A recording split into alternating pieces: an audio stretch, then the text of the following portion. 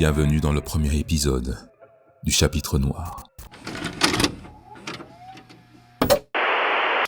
Le Chapitre Noir ? Ah, ce nom te dit quelque chose ? C'est un document secret. En fait, il est conservé dans les archives du monde des esprits. Les hommes ont perpétré un nombre incalculable de crimes au cours de l'histoire. Des meurtres sanguinaires aux plus atroces des tortures. Tout y est soigneusement compilé.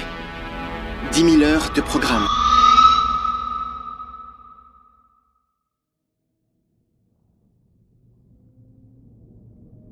Je vis alors monter de la mer une bête à 10 cornes et 7 têtes. Elle portait sur les cornes 10 diadèmes et sur les têtes des titres blasphématoires. Le dragon lui conféra sa puissance, son trône et une grande autorité. Là-dessus, tout le monde se pâmait d'admiration à la suite de la bête, de se prosterner devant la bête en disant « Qui pourrait se mesurer à la bête et batailler avec elle ?» 名前のない怪物がいました。怪物は名前が欲しくて仕方ありませんでした。 Tels étaient les mots issus du livre de Franz Bonaparta, ce mystérieux bouquin qui a influencé la trajectoire d'un être au cœur et à la conscience brisée. Lorsque je navigue dans mes pensées, je me pose souvent cette question. Comment est-ce que le milieu où l'on se construit, et cela jusque dans ses moindres détails, est capable de complètement façonner notre être du futur en bien et surtout en mal? L'idée que l'impact d'un simple geste ou d'une parole puisse avoir une conséquence à long terme sur un enfant me rend anxieux. Alors imaginez les effets psychologiques que peuvent produire les expériences d'un homme de science, motivé par les desseins malsains d'une idéologie répugnante. Par une tentative d'ablation de toute émotion humaine, un groupe de personnes en arrive à créer l'un des antagonistes des plus envoûtants de l'univers du manga, issu de l'œuvre de Naoki Urasawa, Monster. Effrayant de par les thématiques et les questionnements qu'il aborde, ce dénommé monstre, par toutes les personnes ayant eu le malheur de ressentir sa présence, nous révèle sans doute quelque chose de dérangeant à propos du monde qui nous entoure et de la nature humaine. Et tout comme chaque personnage tragique apporte son lot d'interrogations, je vous propose sans plus tarder de nous aventurer dans les abysses de ce monstre qui n'avait pas de nom.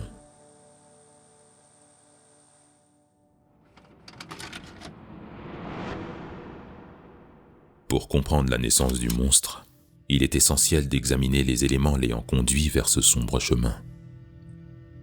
Ce chemin, qui ne semble avoir été depuis sa venue au monde qu'une longue traversée sous un ciel couvert d'obscurité. Et pour être honnête, qu'il grandisse de manière saine aurait été digne d'un miracle. La vie de Johan débute au sein d'un groupe d'individus qui, au travers d'une expérience eugéniste, désiraient modeler un être parfait, représentant le joyau de la République tchèque, le leader idéal, naissant avec lui gloire et fierté de la nation. Pour cette expérience douteuse, une dizaine d'individus sélectionnés, femmes comme hommes d'une beauté et intelligence hors normes, pour créer un être supérieur. Après de nombreuses recherches, le gouvernement jette son dévolu sur une certaine Anna. La jeune femme a tous des traits recherchés, cheveux dorés, regard d'un bleu éclatant et cerise sur le gâteau. Elle se distingue aussi bien par sa beauté que par son parcours universitaire exemplaire dans le domaine de la génétique. Une fois ciblée, elle est approchée par un soldat lui-même sélectionné selon les mêmes caractéristiques. Le couple formé, le plan semblait suivre un chemin tout tracé, mais force est de constater que l'amour a cette fâcheuse tendance à perturber tous les plans. Après quelque temps et pris d'amour pour sa belle, le soldat qui s'était à l'origine joint au projet décide de s'en écarter, en prenant soin d'en informer sa dulcinée, désormais enceinte. Dès lors, conscient du poids des nouvelles responsabilités de la parentalité, ils décident de prendre la fuite. Malheureusement pour eux, impossible pour un gouvernement d'abandonner un projet d'une telle envergure. Le couple séparé, Anna sera isolée et le soldat semble-t-il tué. C'est pendant cette isolation forcée que vont naître deux jumeaux, un garçon, une fille. Néanmoins, cette naissance qui aurait dû être synonyme de joie se transforme brusquement en cauchemar. Enfermée et surveillée, Anna remplie de rage toisera les murs de sa minable habitation pendant 6 ans. 6 années où le petit Johan n'avait eu pour seul contact humain sa mère et sa sœur.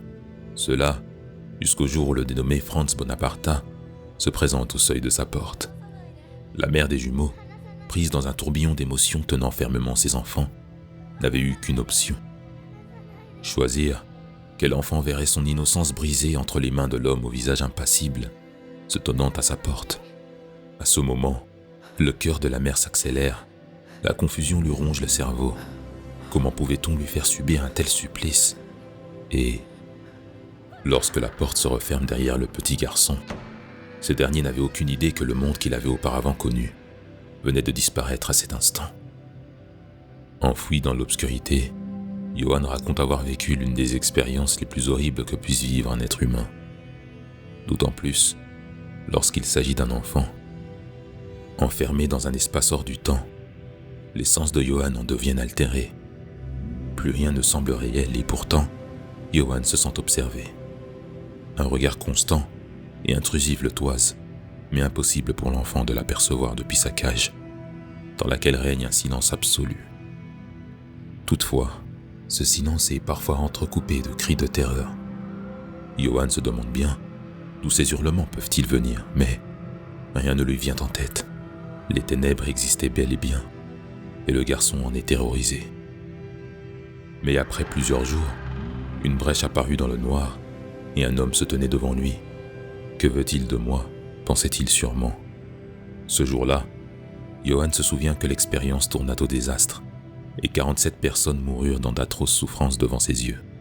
À la suite des événements s'étant déroulés à la Maison des Roses, Johan revient des ténèbres bouleversé et métamorphosé. Les jumeaux, désormais en fuite, réussissent à atteindre la frontière tchèque, et seuls dans un monde désertique avec la mort qui rôde à leur côté, une autre étape dramatique de la vie de Johan se met alors en route. Récupéré par le général Wolf, Johan est une nouvelle fois séparé de la seule personne qui compte à ses yeux. Passant des 4 murs insolubres des 3 grenouilles au complexe pour orphelins du Kinderheim 511, Johan y subira les pires sévices. Manipulation, lavage de cerveau. Le programme avait pour but de créer des êtres totalement dépourvus d'émotions. Des petits soldats de l'État, sans nom, ni souvenir du passé. Voici ici les paroles de Franz Bonaparta matérialisées. Sa mémoire altérée, tout ce qu'il reste dans les gravats de son innocence brisée, les souvenirs de l'histoire d'un mystérieux monstre sans nom, ainsi que le souvenir de sa sœur. Encore une fois, Franz Bonaparta réussit la mission qu'il s'était fixée avec brio, en créant le monstre parfait, répondant au doux nom de Johan.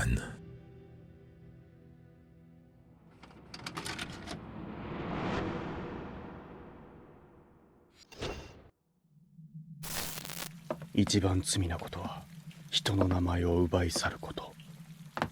名前を取り戻そう。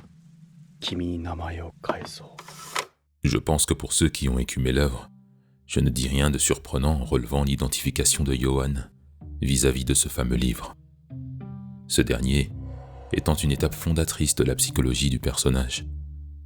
Pour un enfant dépourvu de nom, d'identité, ce livre qu'on abordera au prochain point a probablement été la seule substance capable de combler, bien que difficilement, le néant qui l'habitait. En tant qu'être humain, il est de notre nature de rechercher à connaître nos origines, de ressentir notre attache à ce monde.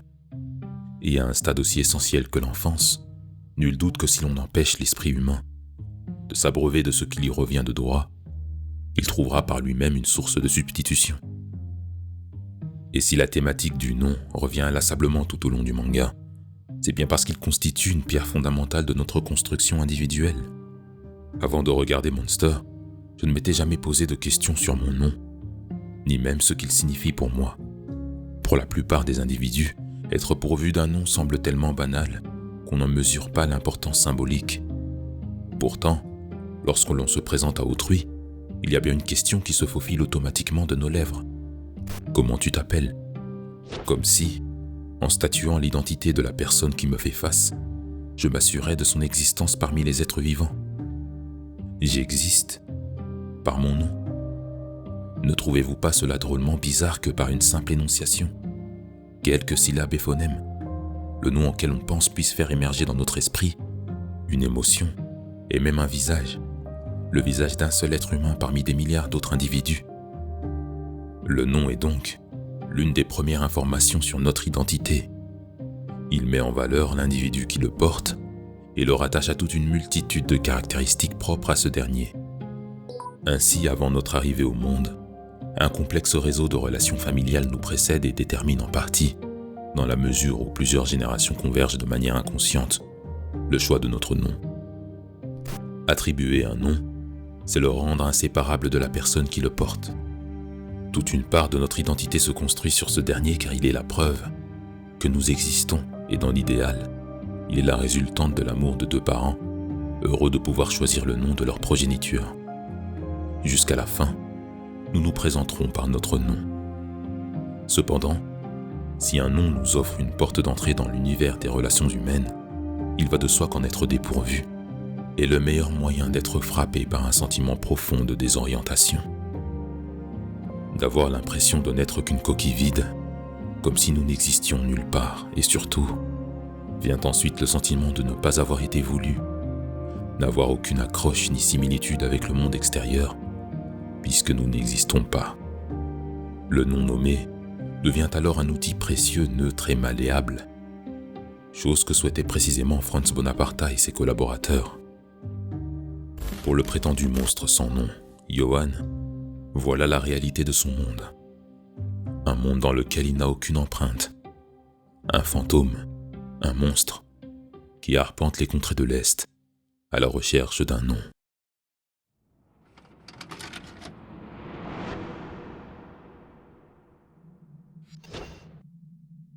Le mythe est d'abord et avant tout un moyen de donner un sens à cette vie qui apparaît insensée à la plupart des gens et qui doivent pourtant la vivre.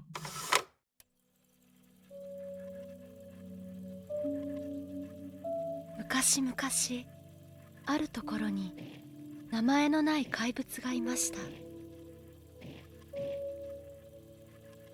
怪物は名前が欲しくて仕方ありませんでした。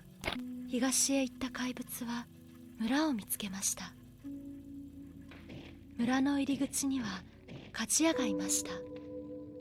鍛冶屋のおじさん、僕にあなたの名前をください。名前をくれたらお礼におじさんの中に入って力を強くしてあげるよ。力が強くなるなら名前をあげよう。怪物は鍛冶屋の中に入っていきました。怪物は鍛冶屋のオットーになりました。でもある日、僕を見て、僕の中の怪物がこんなに大きくなったよ。バリバリ、ぐしゃぐしゃ、バキバキ、ゴクン。怪物はまた名前のない怪物に逆戻り。Il est terrifiant de voir à quel point dans le trauma d'une enfance brisée, l'esprit combatif cherche encore à lutter en s'attachant à tout ce qui semble lui donner un minimum de sens. Tout comme le monstre, Johann est un être vide, cherchant à ne plus l'être. Si le monstre se présente au forgeron en lui promettant monts et merveilles, en échange d'un nom, une identité, ce dernier s'accapare entièrement de son hôte, avare de cette nourriture de l'âme. Désormais revigoré, il profite de sa possession jusqu'à sa destruction. Par cet enchaînement d'actions, le monstre agit quasiment comme une entité surnaturelle.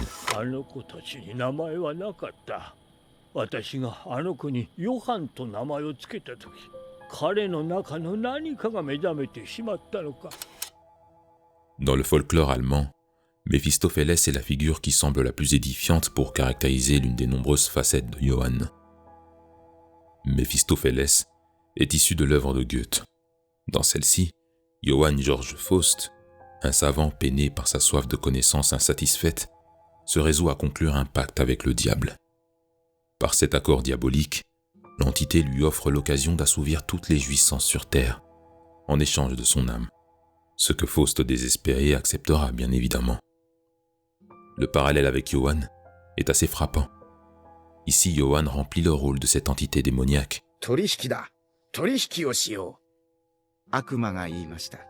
Lors de mes premiers pas dans l'œuvre, Je pensais que Yohan, similaire au serial killer, approchait uniquement des victimes psychologiquement fragiles et qu'une personne moralement bonne lui était impossible à manipuler. Mais je faisais fausse route, car c'est justement le fait qu'il puisse corrompre tout type d'individu qui le rend si terrifiant. Et d'ailleurs, en sachant cela, on comprend assez vite son attrait pour le docteur Tenma, parce que pour la première fois de sa vie, il voit une personne qui semble être à ses yeux une énigme vivante, quelqu'un aux valeurs totalement opposées aux siennes, et qui œuvre pour le bien des autres. Et pourtant, Yohan réussit tout de même à le corrompre d'une certaine manière. Tout comme Méphistophélès ou le monstre du livre, le regard de Yohan perce tout obstacle et semble détenir cette capacité dangereuse de pouvoir lire intégralement les êtres vivants. Cette capacité s'observe plusieurs fois tout au long de l'œuvre, mais là où je la trouve la plus significative, c'est quand on observe les couples de bons samaritains qui recueillent les jumeaux depuis leur départ des 3 grenouilles. On dit que le diable ne se présente pas avec des cornes et une fourche, mais s'annonce sous les traits de l'objet de nos propres désirs. Pour ces couples approchés par Yohan, le désir d'avoir un enfant couplé à cette image d'idéal familial censé combler leur existence s'est présenté sous les traits de ce petit garçon. Bientôt ce dernier leur offrirait les joies de la parentalité, avec pour eux le sentiment de fierté d'avoir pour enfant un être si beau, intelligent et frôlant la perfection, et pour Yohan, l'opportunité d'obtenir un semblant d'identité. Un contrat, un pacte, plus que satisfaisant, jusqu'à ce que le monstre qui grandit à l'intérieur de lui n'explose. Yohan, en approchant ses familles, ne fait que répéter le récit du monstre qui recherche désespérément un nom. Cette quête d'identité le pousse de famille en famille, de cercle en cercle, condamné à répéter le récit d'un périple figé dans le temps, puisqu'elle ne reste qu'éphémère. Car la dure réalité, c'est qu'il aura beau avancer, il est piégé par la rigidité de son esprit. La dernière partie du livre nous fournit une autre perspective sur la manière dont le traumatisme de l'enfance de Yohan se manifeste. Le prince, qui trouve un nom, un foyer chaleureux, peut bien s'y plaire pendant un temps et se forcer à contenir les ténèbres en son fort intérieur. Mais dans cet effort inconscient de trouver sens à son existence, le voile de ce confort illusoire rend son instabilité de plus en plus visible. Incapable de se montrer vulnérable, il fait table rase sur le passé. C'est comme si se débarrasser des personnes ayant eu le malheur de l'approcher était une manière de corriger son erreur, d'avoir osé penser une seconde qu'il pourrait trouver remède à son mal. Dans le puzzle de la psyché de Yohan, on comprend que depuis son jeune âge, l'identification au livre lui était vitale. Le livre est tout ce qu'il a toujours connu du monde, quand le sien s'effondrait. Et comme dirait le psychanalyste Erik Erikson, je cite, « Dans la jungle sociale de l'existence humaine, il n'est pas de sentiment d'être en vie sans un sentiment d'identité. Ce sens d'identité, il le trouve dans les pages de ce livre illustré. »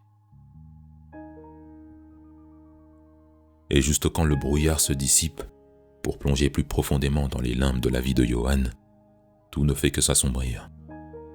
Le Kinderheim 511 est un lieu à marquer comme un point important, car il signifie un point de non-retour pour le personnage. C'est ici qu'on assiste à la naissance du dernier vivant parmi les morts. Pourtant, Hartmann face à Tenma disait que Yohan n'avait nullement été affecté par le programme du Kinderheim, car ce dernier était déjà monstrueux. J'ai beau retourner le propos dans tous les sens, je pense que ce n'était qu'une moitié de vérité. Car en plus d'avoir eu sa jumelle être éloignée de lui, son empreinte dans les ténèbres s'est solidifiée parmi les murs de cette prison mentale et physique. Et s'il était déjà un monstre à son arrivée, le Kinderheim en a fait le diable en personne. Le massacre de l'orphelinat nous montre Yohan incarner l'émanation du chaos dans son état le plus pur. Le chaos qui s'immisce dans le cœur des êtres vivants. Après ce passage, une seule constatation pour Yohan. Il sera le dernier homme debout et le reste n'aura qu'à périr.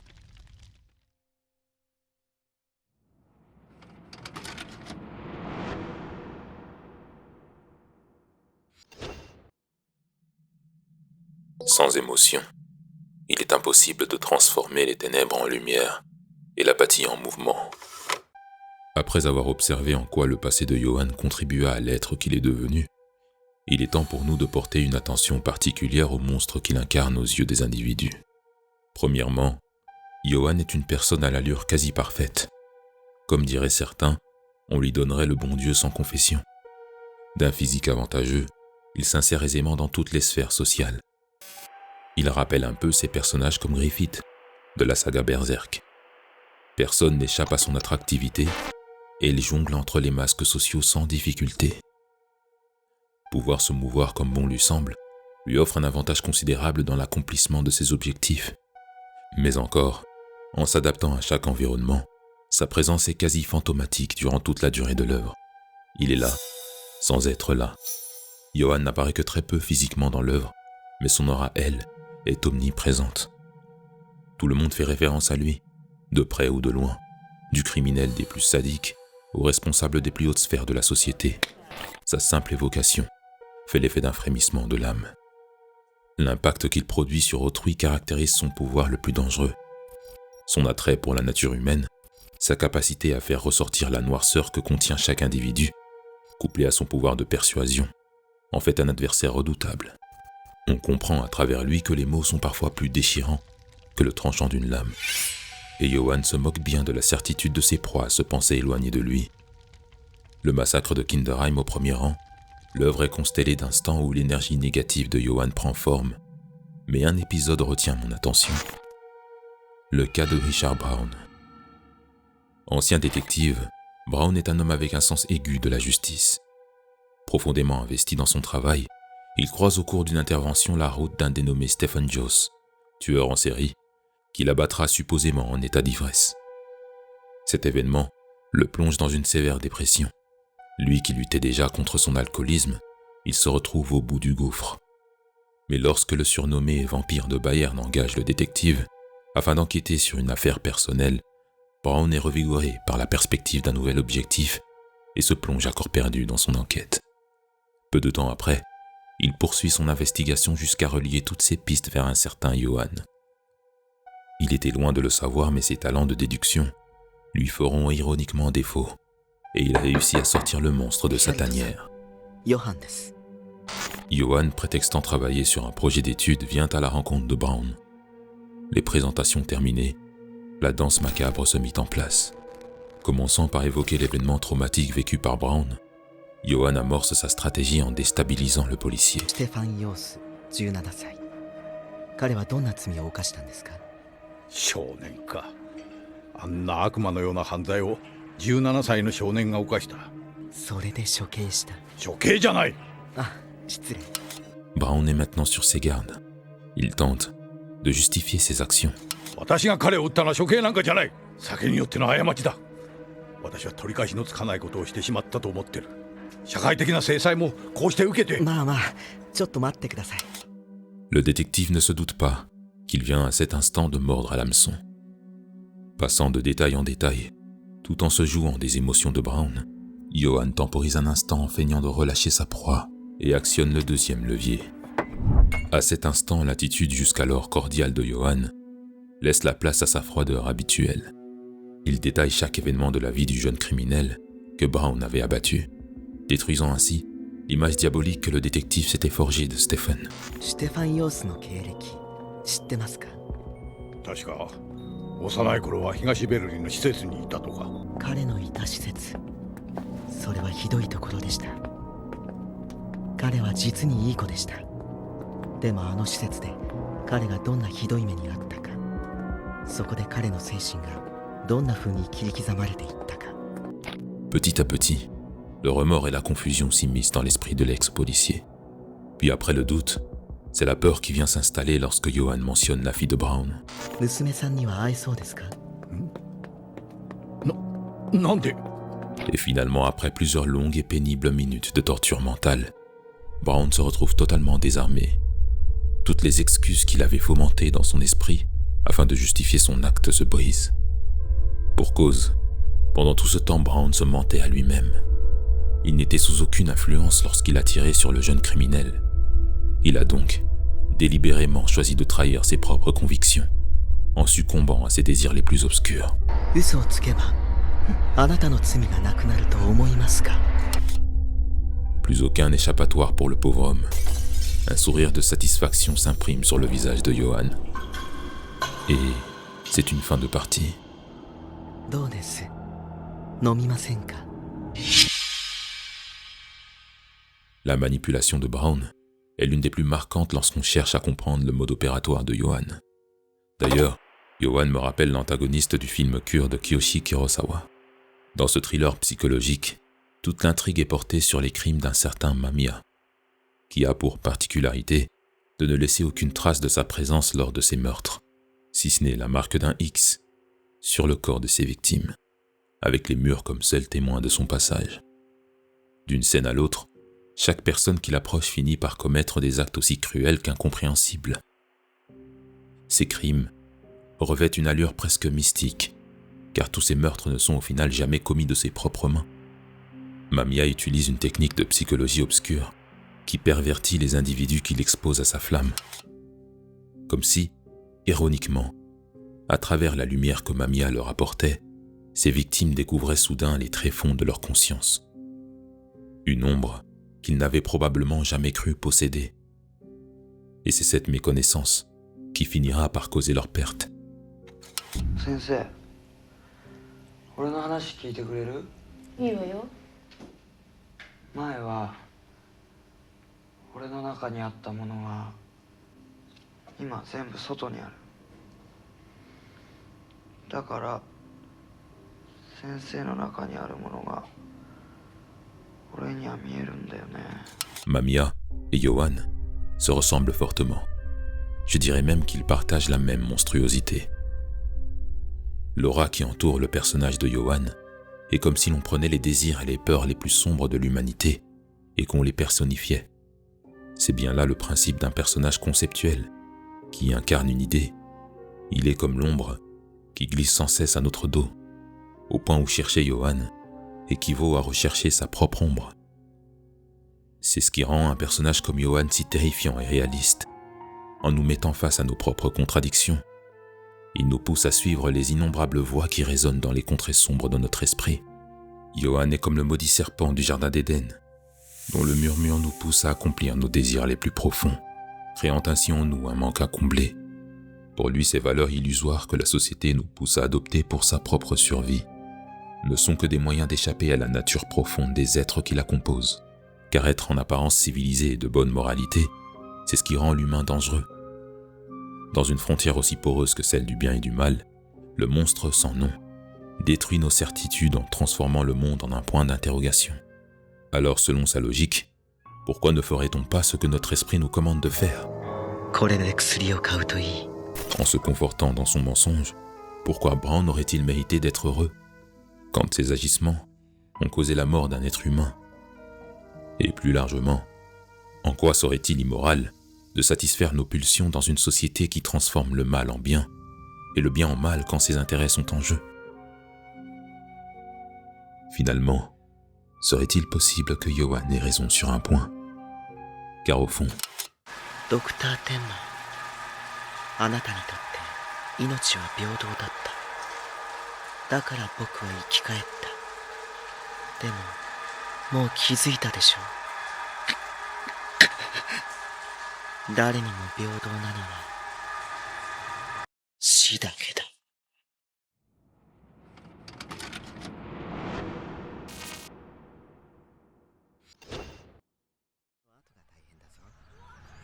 どんな世界を作るつもりなんだい？そんなの知らないよ。めちゃめちゃになってそれでおしまいさ。めちゃめちゃにするならそっちの方が面白い。 mon démon avait longtemps été en cage. Il sortit rugissant. Dans cette avant-dernière partie, j'aimerais revenir sur Johan, l'être humain.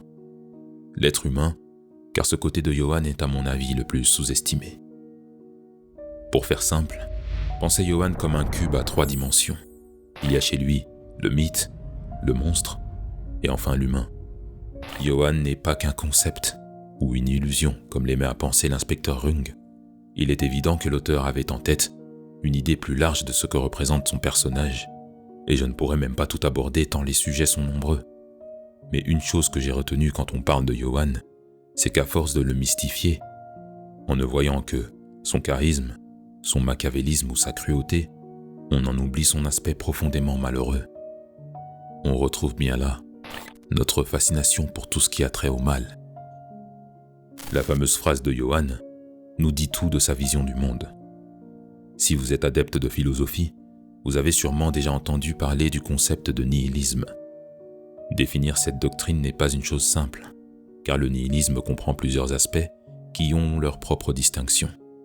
Mais de manière générale, on retrouve au cœur de cette philosophie l'affirmation que la vie est dépourvue de sens. Voyez ce sentiment comme un large voile opaque qui se pose en délicatesse sur le visage d'une personne.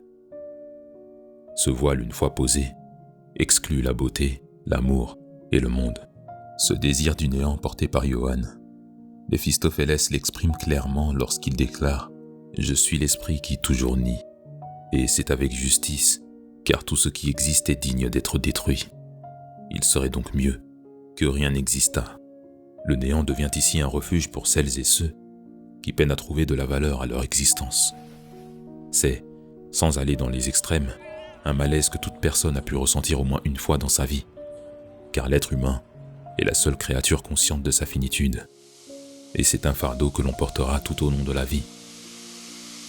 Alors, partant de là, l'humain aux yeux de Johan n'est qu'une roche parmi les rochers, suspendue par-dessus la vacuité de l'espace. À la dérive, cherchant à se donner l'illusion de sa propre importance durant le temps limité que nous offre ce que l'on appelle la vie. Si cette vision du monde est d'ores et déjà effrayante en elle-même, elle l'est d'autant plus lorsque cette pensée jusqu'alors passive devient au final active. Active, car dorénavant pour Johan, cette négation de l'existence ne peut se contenir plus longtemps.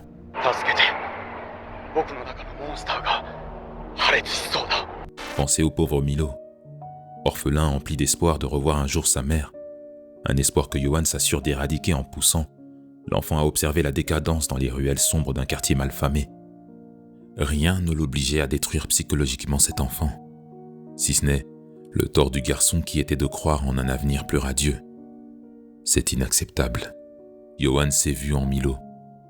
2 enfances marquées par l'absence d'un amour maternel. Seulement pour Johan, l'espoir n'a pas sa place ici-bas.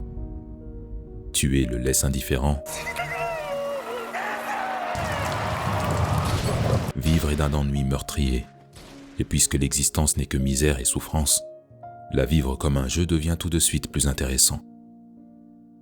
Ce jeu du destin, Johan en est le maître. Du moins, c'est ce qu'il a toujours cru. Car dans la danse qu'il mène en compagnie du destin, il semble s'en être toujours sorti vainqueur. Rappelez-vous du petit Martin. Vous savez, ce garçon qui a miraculeusement survécu à une chute depuis le toit d'un immeuble. Ce drame en fiction comme dans la réalité en aurait choqué plus d'un, surtout en apprenant que l'enfant en question a failli être la 6e victime d'un jeu macabre. Pourtant, voyez-vous, le garçon en question est loin de partager l'inquiétude que peut ressentir une personne qui entend parler de ce jeu.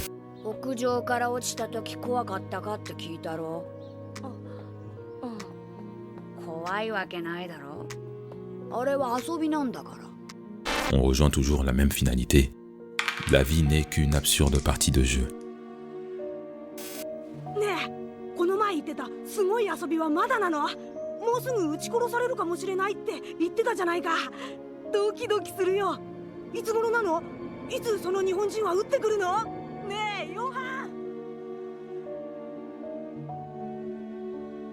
Un signe que Johan ne connaît que trop bien. Et en pensant comme lui, comment ne pas y croire, puisque conformément au principe de son jeu, c'est avec le doigt pointé sur le front qu'il choisit sa direction. Il faut voir son geste comme un défi contre la mort. Quand il demande à Nina de mettre fin à ses jours, il se fait miraculeusement ramener à la vie par Tenma.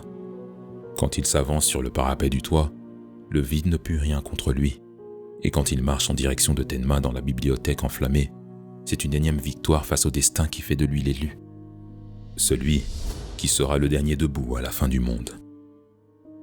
Mais parler de victoire est un bien grand mot. Un bien grand mot car on a pu constater que le monstre ne s'est pas créé par magie. Et pour parler de victoire, il aurait fallu qu'il sorte du rêve qu'il prenait pour réalité. 一番暗いところにたどり着いたと思ってた。話そらしても無駄だよ。でもね、その先にもっと暗い闇が見えたんだ。 Dans cette scène, quand il fait face à Nina lors des derniers chapitres, un autre repère se brise dans l'esprit de Yohan, et sa lutte face au destin prend un tournant inattendu. Je disais précédemment qu'il y avait 3 facettes de Yohan, le mythe, le monstre et l'humain. Pour le premier, le mythe de Yohan s'est évaporé lorsqu'il redécouvre le livre de Bonaparta.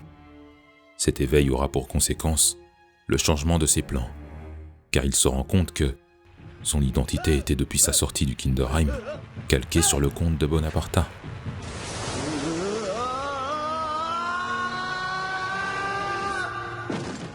En deuxième lieu, lui qu'on surnommait le monstre se rend compte petit à petit qu'on a fait de lui le monstre qu'il représente dans son monde.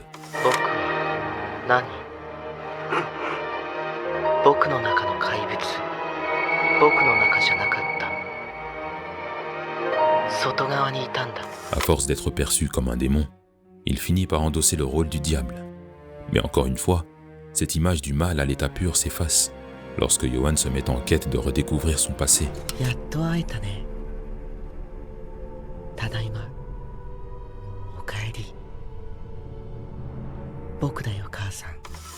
Ce qu'il ne reste après cela, c'est l'humain. Juste l'humain. La somme de toutes les expériences passées et présentes de Yohan. La tragédie dans tout ça, c'est que le sort semble s'acharner sur sa personne. Au chapitre de l'introduction de l'histoire de Yohan, j'ai mentionné que son expérience à la Maison des Roses a été pour lui l'événement le plus dramatique de sa vie. Mais seulement voilà, lorsque Yohan fit face à Nina dans cette scène, et que la jeune femme interroge son jumeau quant à ses crimes, l'esprit de cette dernière s'agite. Troublée par le récit de son frère, elle découvre que l'expérience que lui narre à ce moment Yohan ne lui est pas inconnue. Son enlèvement aux 3 grenouilles, l'isolement dans le noir absolu, les cris d'effroi provenant de cette pièce jonchée de cadavres, tout lui semblait si familier. Et pour cause, cet événement, c'était elle qui l'avait vécu. Depuis le début, Nina était l'enfant enlevé par Franz Bonaparta. Les 47 cadavres qu'elle vit ce jour-là étaient le résultat des regrets du scientifique qui, incapable de se résoudre à ce qu'il venait d'engendrer par ses expériences, décida d'empoisonner tous les commanditaires de ce projet eugéniste.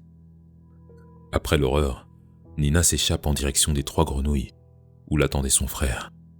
Et c'est pendant ce temps que Yohan, laissé à son propre sort, isolé du monde extérieur et sans repère, se prit de fascination morbide pour le livre du monstre sans nom, au point de s'identifier corps et âme au personnage de ce livre malaisant, en apparence enfantin. Jour après jour, elle raconte tout son traumatisme à Yohan et sans le savoir, elle lègue à son jumeau ce qui deviendra un trait de son identité illusoire. La seule expérience qu'il pensait vraiment à lui, aussi ignoble que soit cette dernière, ne lui appartenait pas. À la suite de cette énième révélation, on apprend de Nina que Yohan se mit à rire, ou à pleurer. Pour Yohan, les ténèbres apparurent une nouvelle fois, quand le vide qu'il avait côtoyé depuis si longtemps lui renvoya à nouveau un regard. D'un côté, ce qu'apprend Yohan est un soulagement, puisqu'après avoir passé autant de temps à relier les traces de son passé, c'est comme si un poids encombrant s'était libéré de ce qui lui reste de cœur. Après sa rencontre avec Nina, le docteur Grossman sera le premier témoin du nouveau Yohan. D'une part, c'est la joie macabre du docteur qui ne cesse de s'agiter devant le regard absent de l'homme qui se tient devant lui. Mais de l'autre côté, c'est avec étonnement qu'il observe un Yohan éveillé. Celui qu'on appelait le monstre n'est plus le même. Il disait avoir perçu la fin plusieurs fois. Owari. Owari te nandaro. Owari. Owari. Owari. Owari. Owari. Owari. 何度も何度も終わりの世界を見てきた。終わりって何だろう。 Mais la véritable fin lui apparaissait après 23 ans d'existence sur Terre. 夢から覚めたんだ。たくさんの終わりの風景。今は違う風景が見えるんだ。本当の終わりの風景。 Comme le jeu du toit qui avait fait de lui l'élu, ou le livre du monstre sans nom auquel il s'identifiait, Johan va agir comme il l'a toujours fait. Quitte à rejoindre les enfers, autant choisir un enfer que l'on a côtoyé depuis toujours. De ce long rêve dont il vient de se réveiller, Johan visualise enfin son ultime volonté. Puisqu'aucun des souvenirs auxquels il s'accrochait ne lui appartenait vraiment, il se mit en quête de se créer un souvenir que personne ne pourra lui dérober. Il s'apprête pour un dernier voyage, à la lisière du néant. 人殺しなんて簡単だ。砂糖の味を忘れればいい。 Qu'est-ce qui mène un individu à être victime des tourments de la dépression, quand d'autres arrivent à s'en extirper? Je trouvais intéressant de se pencher sur la dynamique entre Johan et Nina. Car quand on regarde Monster, il est possible qu'on se demande pourquoi Nina, véritable victime des événements traumatiques de la Maison des Roses, n'est pas fini par adopter la même vision du monde que son frère. C'est important, parce que son expérience apporte un propos plus nuancé de la quête d'identité qui obsède autant Johan. Car bien qu'ils soient jumeaux et partagent les mêmes traumatismes à quelques variables près, tout les oppose. Quand Nina choisit de s'ouvrir au monde en acceptant l'amour des autres, qu'elle se décide à panser ses blessures intérieures et à avancer vers la lumière du jour, Johan, lui, s'est perdu dans le noir. Dans le conte de Bonaparta, l'histoire a bien commencé avec deux monstres. Le monstre partant vers l'ouest représente sans doute Nina. Et que se passe-t-il lorsque les deux monstres se rencontrent finalement? Celui représentant Johan dit « tandis que l'autre lui répond «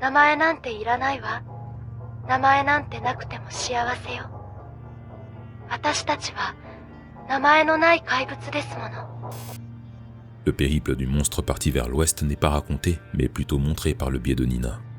Mais l'important, c'est qu'à l'instar de Johan, Nina a reçu l'aide de Bonaparta à un moment critique de son existence. La fameuse phrase de Bonaparta s'était transformée pour elle en espoir. Et grâce à ça, elle a pu avoir la preuve qu'au-delà des ténèbres se trouvait aussi de la lumière.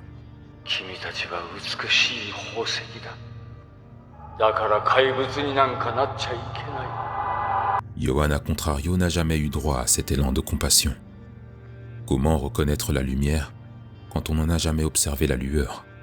Comment exprimer son amour, sa reconnaissance, quand un manteau d'obscurité ne cesse d'envelopper ses émotions?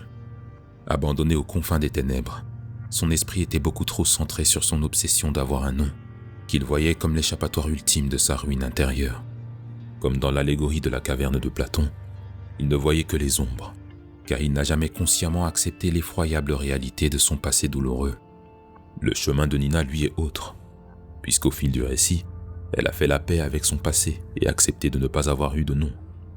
Elle a pu comprendre par le biais de Bonaparta que ne pas avoir eu de nom ne signifiait en rien qu'elle ne puisse pas opter pour une autre perception du monde. C'est tout le principe de l'idée du parcours du héros dans les fictions.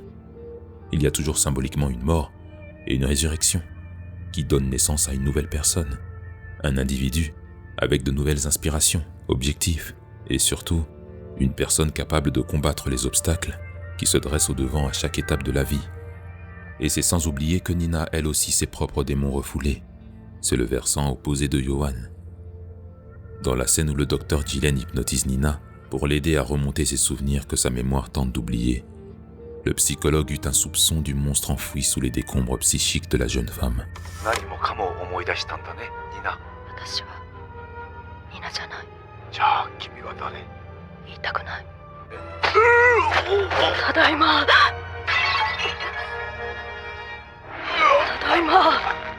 Une énième preuve qu'elle aussi aurait pu mal terminer, et Nina ne pouvait le comprendre qu'en acceptant que son combat était principalement contre elle-même. Je cite, « C'est incontesté par les neuropsychologues et les philosophes que le type et l'étendue de l'attention que nous portons modifient la nature du monde que nous expérimentons. » Chez Johan, ses agissements ont toujours été conditionnés par son besoin d'échapper à sa réalité, trouver en quelque sorte de la valeur à son existence même lorsque ses méthodes lui causent plus de mal que de bien. Mais la tristesse ne fit que s'élargir autour du personnage. Son regard, son absence d'émotion, nous montrent clairement un homme fatigué de vivre. Sa parure sociale a beau lui avoir permis de passer sous les radars pendant un temps, servir à peindre de lui une aura charismatique et attirante, mais sa solitude et sa désolation profonde se voient chez lui comme une tache d'encre sur une feuille blanche. Elle est littéralement envahissante, tout comme la présence du monstre qu'il pensait contenir au fond de lui-même, et qui finirait par le dévorer le moment venu. La rigidité mentale est une chose que l'on peut tous plus ou moins identifier. Qui n'a jamais pendant un temps eu la conscience embourbée d'incessantes pensées, au point d'avoir l'impression de ne plus savoir se détourner de son mal-être. Ces moments où, une fois la nuit tombée, l'anxiété fait son nid en laissant place à un silence assourdissant. Eh bien, peut-être que c'est ce silence que Johan entend depuis tellement longtemps. Les seuls messages qu'il recevait du monde gardaient son regard figé vers les abysses. La psyché humaine est fragile. Si l'on prend un enfant et qu'on lui répète à chaque occasion qu'il est un monstre, que personne ne pourra l'aimer et qu'il n'est que malheur pour son entourage, l'enfant finira par le croire lui-même. Et une fois adulte, la répétition de comportements autodestructeurs guideront chaque étape de son existence, car il lui sera impossible de s'écarter de la voie qu'on lui a tracée. Jusqu'à un stade, cette voie sera la seule dont il aura connaissance. C'est pourquoi Johan s'est toujours perçu comme un être imaginaire.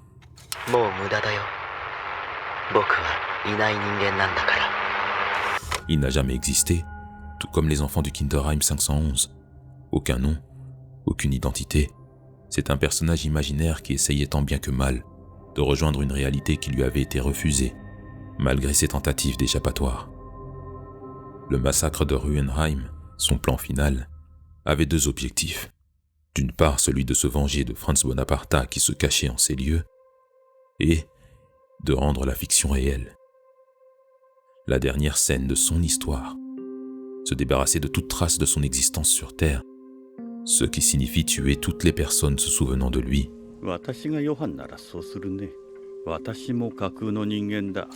Éliminer tout le monde, à l'exception du docteur Tenma. Car depuis les premières pages du manga, deux idéologies sont en lutte perpétuelle. D'un côté, chaque vie compte sans distinction de valeur. Et de l'autre, la seule chose en quoi les humains sont égaux, c'est la mort. Johan réservait une place bien spécifique à Tenma, celui de spectateur et d'acteur. Le docteur a toujours été à un cheveu de tomber dans son piège, et Johan attendait patiemment dans l'ombre. Il attendait qu'il se détourne de son propre chemin et qu'il admette sa vision anarchique et chaotique du monde, car il a été le premier témoin des incohérences de Tenma. On ne peut pas dire que chaque vie humaine compte, et de l'autre côté souhaiter la mort d'autrui. Pousser les idéaux du docteur jusqu'à ses derniers retranchements, c'est le moyen qu'il a choisi pour que Tenma accepte de faire face à ce qu'il a toujours voulu renier.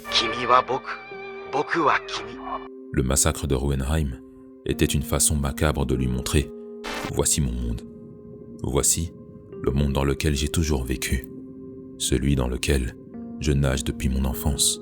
Celui dans lequel une vie n'a pas plus de valeur que les désirs d'un groupe de scientifiques véreux. L'endroit où le nom ne signifie rien, absolument rien. Où l'on devient n'importe qui mais personne à la fois. Une goutte d'eau dans un océan de noirceur. Voilà ce que j'ai toujours été. Ou plutôt, voilà ce que l'on m'a forcé à devenir. » Mais même après avoir entraîné Tenma dans son monde, Johan a perdu.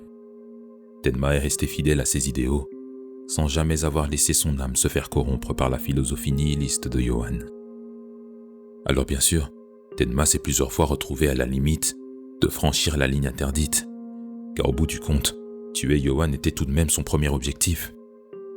Toutefois, au cours de sa propre descente aux enfers, il a pu se confronter à l'humain derrière le masque du monstre. Et quand Johan demandait la mort, Tenma ne put s'y résoudre. Il ne pouvait plus renier que derrière Johan se trouvait un enfant traumatisé. Nina s'en rendra compte elle aussi, quand elle comprit que ce qu'avait toujours recherché Johan était un peu d'humanité et d'amour de ce monde.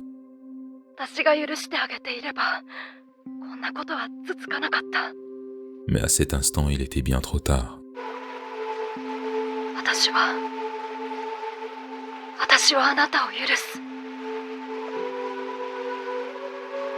界中に私たち二人だけになってもあなたを許す。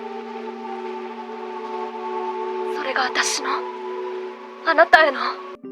Le gouffre était trop immense pour se résorber.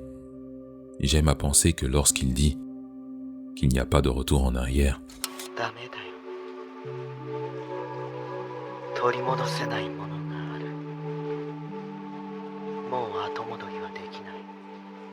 ドクター天馬は僕を撃つんだ。 c'est un soupçon de regret même le plus infime pour tout le malheur qu'il a pu causer, les vies qu'il a volées pour compenser son vide intérieur. Car au bout du compte, si les traumatismes qu'il a subis n'étaient en rien de sa faute, ces crimes eux porteront à jamais son empreinte. Je repense à la scène de l'hôpital, celle où Yohan pleure, parce qu'elle prend encore plus de sens une fois arrivée au dernier chapitre du manga.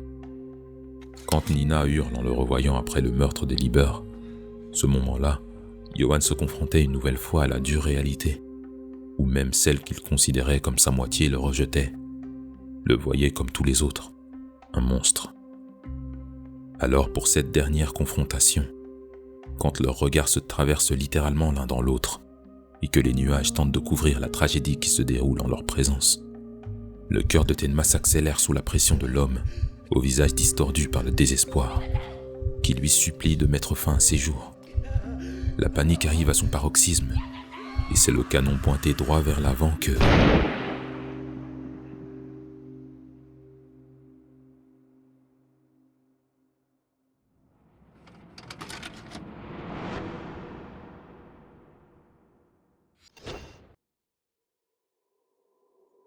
Tristement, jusqu'au bout l'étiquette du démon désignera le personnage de Yohan.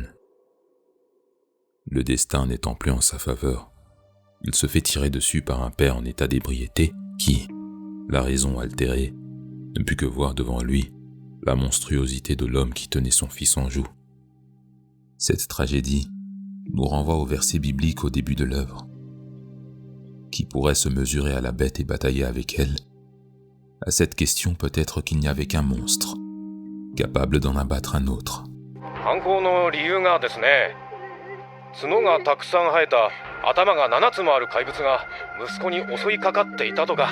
Comme un énième coup de massue envers le nihilisme de Yohan, c'est un homme loin des valeurs d'un Tenma qui met fin au périple du monstre, qui voulait prouver que l'espoir n'était pas de ce monde.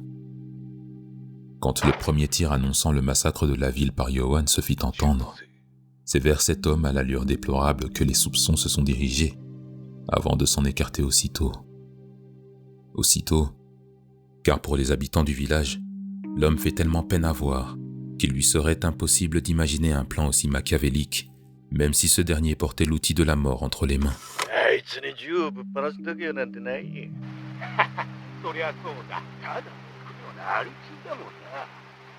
Malgré tout, c'est bien celui que les villageois surnommaient l'alcoolique, qui représentait de manière plus crédible ce que les autres qualifieraient de parasite ou de monstre. Un indésirable qui ne pense qu'à satisfaire son addiction, frappe son seul enfant qu'il fait travailler dans l'unique objectif de relâcher ses démons dans le fond d'un verre d'alcool. Et pourtant, même un père aussi indigne que lui ne put supporter de savoir son fils en danger.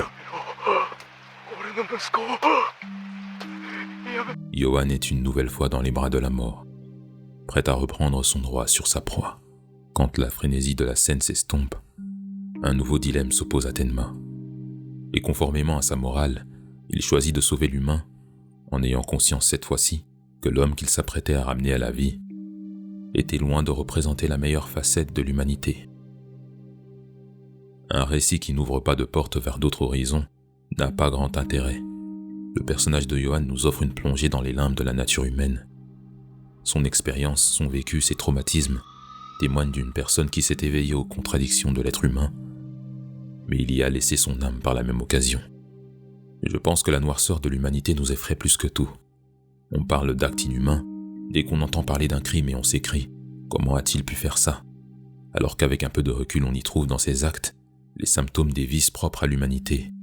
Je suppose qu'il est difficile d'envisager qu'un père, une mère ou le voisin du palier puisse d'un jour à l'autre se transformer en monstre sanguinaire.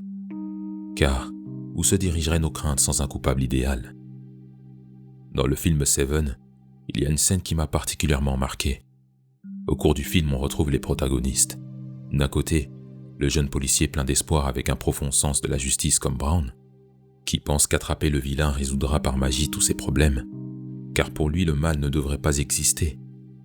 Et de l'autre, on retrouve la figure du sage, bien conscient des réalités du monde, qui lui répond une chose qui donne matière à penser. If we catch John Doe and he turns out to be the devil, I mean, if he's Satan himself, that might live up to our expectations, but he's not the devil. He's just a man. Johan était le monstre idéal dans son univers. Et s'il suffisait de le tuer pour se débarrasser du mal, la terre serait un paradis. Je suis toi et tu es moi. Peut-être que c'était ça le véritable message de Johan. C'est en reprenant la pensée du psychanalyste Carl Jung, un appel à constater l'ombre que nous nous refusons tant à observer, celle que l'on résorbe au plus profond de nous et qui jaillit à la minute où nos passions priment sur notre raison. Je le rejoins sur ce point, il est trop facile d'accuser les démons et les diables quand nous sommes les premiers acteurs de nos dérives. Je cite, « Nous avons arrêté de chercher des monstres sous notre lit quand nous avons réalisé qu'ils étaient en nous. » C'est une raison de plus pour s'en remettre à l'introspection en guise de protection. Comme écrivait le philosophe allemand Arthur Schopenhauer, celui qui pense que dans le monde les diables ne vont jamais sans cornes et les clowns sans grelots sera toujours leur proie ou leur jouet. Encore une fois, les monstres sont partout, et c'est bien ça le problème. Tenir l'humanité en haute estime ne devrait pas nous empêcher d'accepter le mal qu'elle peut générer. Il faut accepter que le monde est peuplé d'humains qui, aveuglés par la colère, la rancune ou l'envie, renoncent à contenir leur monstre intérieur qui grandit de plus en plus. Après tout, nous ne sommes qu'à moitié humains, si nous ne prenons pas conscience de notre aptitude à faire le mal. Et c'est en prenant conscience de sa nature profonde qu'on contrôle ses propres démons comme le fit Nina. La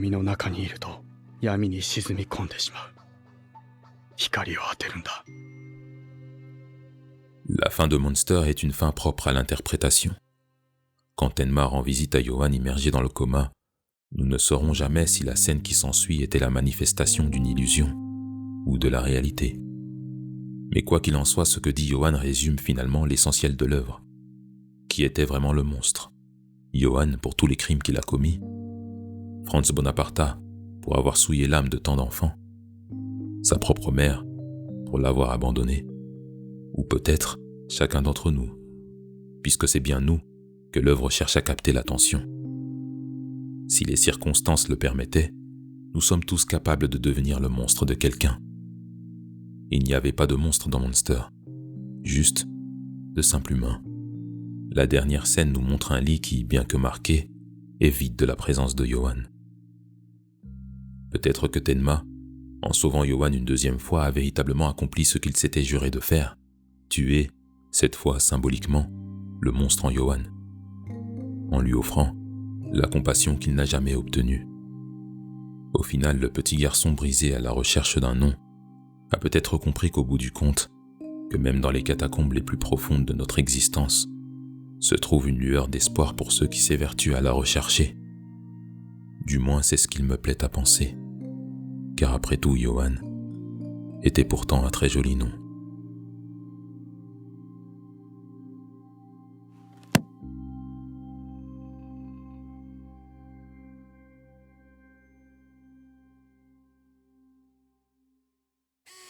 Si vous êtes arrivé à la fin, merci beaucoup d'avoir regardé le premier épisode du Chapitre Noir.